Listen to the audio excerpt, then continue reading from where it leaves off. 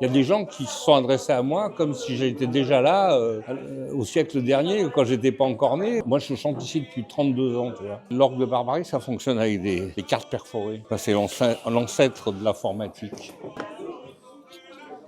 Voilà, je le passe dans l'instrument que je tourne avec une manivelle, c'est un instrument à vent qui envoie de l'air vers des flûtes et il y a une boîte à soupape qui est commandée par le carton.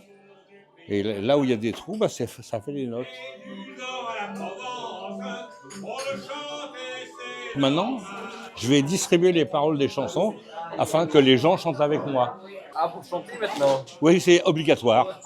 Sinon, tu ne bois pas. Je suis spécialisé dans la chanson politique du 19e siècle. Et à l'époque, comme tout le monde ne savait pas vraiment lire, alors beaucoup de chansonniers qui avaient des idées politiques écrivaient des chansons parce que ça, les gens les retenaient bien. Et il y a donc eu pendant près d'un siècle, un siècle et demi quasiment, une énorme production de chansons qui racontaient la vie des gens. Le quotidien, comme c'est dur, les enfants, le travail, les méchants patrons.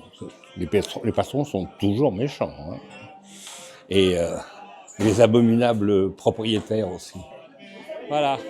Qui c'est qui a inventé la Séville? Je ne sais pas non plus, mais ça, c'est important. Les belles villes, c'est la rencontre avec les gens, les contacts avec les gens. Il en vient de partout, c'est une chose, mais je préfère de loin